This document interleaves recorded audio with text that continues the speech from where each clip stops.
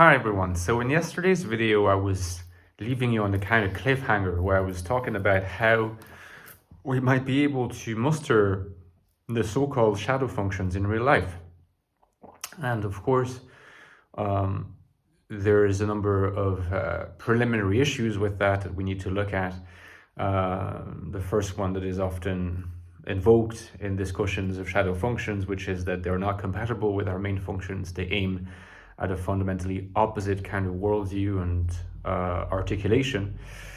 The other issue, of course, being that insofar as they are highly unconscious function, well, how do we bring them to consciousness? Now, on one hand, we do want to say that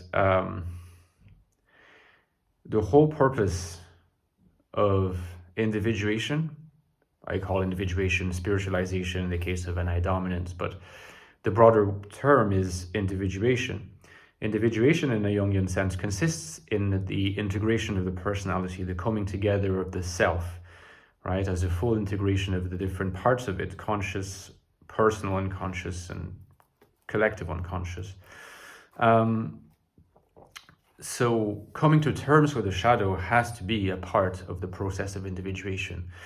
If we in fact agree that in the shadow there are also these fragments of shadow functions that exist, then in any process of real individuation, there must at least be a partial integration of shadow functions. And if the shadow functions are partially integrated, then it has to be the case that they can be used, so to speak.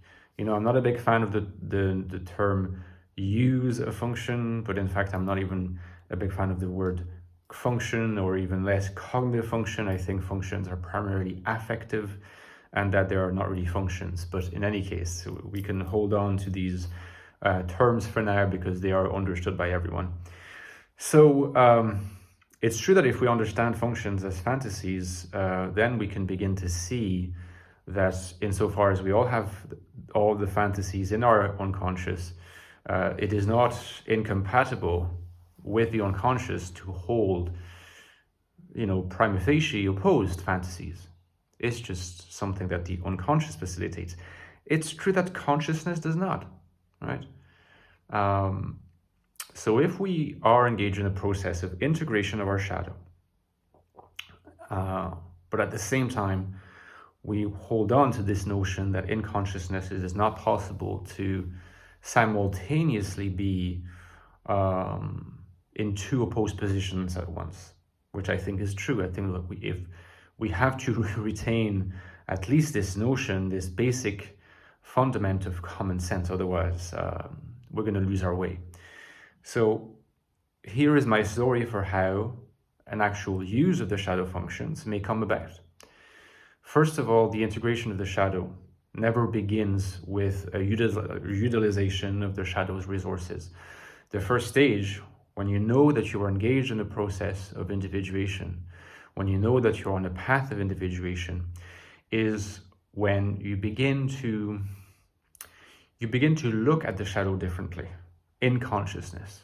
And if you look at the shadow differently in consciousness, it also means that the perception, the unconscious perception of the shadow is changing, and that your fantasies about the shadow are changing in this respect.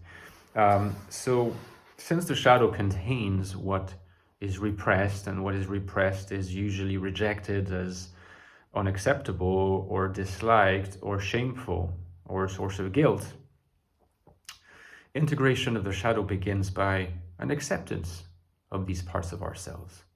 Okay? So for example, a very common example among neurotic people, because that will speak to everyone, this is something that might be useful for you to know, actually, if you're not that familiar with psychoanalysis and depth psychology. People who are neurotic, and we're all neurotic to various degrees, okay? But the more neurotic are usually those that we call neurotic, if you know what I mean. We all have some dimension of neuroticism, but neurotics are those who are high in neuroticism. This is usually the way that we talk about this. People who are highly neurotic are usually people who, among other things, have difficulty dealing with their innate aggressiveness. We are all innately aggressive to some degree, okay? We have aggressive drives. We have loving drives, we all have also aggressive drive. And aggressive drives are useful because they are what's behind assertiveness of oneself, okay? Courage also involves a degree of aggressiveness and so on. Being decisive, being strong, being confident requires being in harmony, in relative harmony with one's aggressive impulses. A neurotic person usually can't deal with that. They are ashamed of their aggressive nature. And as a result, they are what we call inhibited, right? And that manifests in all sorts of ways. So one way in which one might integrate their shadow more is by becoming more accepting of their aggressive side, okay? I think that's a good example. Now, before you can actually start becoming more aggressive, you of course have to accept this part of you, okay? And as we will see, this is the same principle in the case of the shadow functions. Just to mention, guys, before I move on, that you can check out my Patreon. The link is below in the first link in the description box.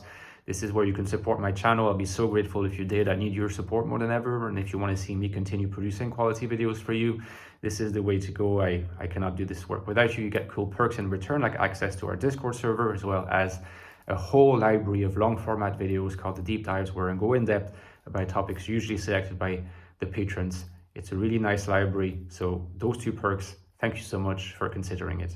Now, so imagine that instead of aggressiveness, right, as this part of our shadow that we neurotic people at least have difficulty accepting, imagine that we look at what we have difficulty accepting being in the form of shadow functions.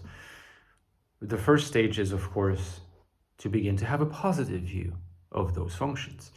And it is very common, and you will see it in a lot of people, that people will say things like, if they're, say, NIFE, like INFJ, but that applies to all types, not just INFJs. They will tend to say things like, well, FI is not as good as FE, FI has all these flaws, or T has all these flaws, and NE is not as profound as NI, whatever, you know. They will tend to berate, they will tend to underestimate the value, deflate the value of these other functions. That's a sign of non-individuation, right? That's a sign of non-further integration, because it's a sign that even the first stage, the positive perspective on those other functions, has not been reached. You need to first encounter in yourself this acceptance before the next stage of actually being able to utilize and channel whatever these shadow functions have to offer can be activated. It has to start by this level of acceptance, which is also a self-acceptance. Always keep this in mind. This might be useful. Accepting the shadow functions, these functions that you don't have in your main stack, it's always, at the end of the day, self-acceptance, because they are in you. So think about that, and I will see you tomorrow for the elucidation, to the extent that I can do this, of how we can actually mobilize the shadow functions in our life. Just before I leave you, don't forget that I have written 2 books on a beautiful type called the INFJ. So if you would like to have a look, these are the 2 books. The Ecstatic Soul is all about the INFJ's inner world, INFJ thinking, thoughts, consciousness, and so on. The Infinite Soul, which is its sequel, is all about the INFJ's outer world, INFJs in the world, how to adapt, how to find purpose, value, and meaning in the world. Not always easy, because INFJs often perceive the external world as hostile, especially in our day and age. If you want a deep understanding of the type, these 2 books are essential reading. They're all linked below in the description box, so check them out, and I'll see you tomorrow, guys. Ciao.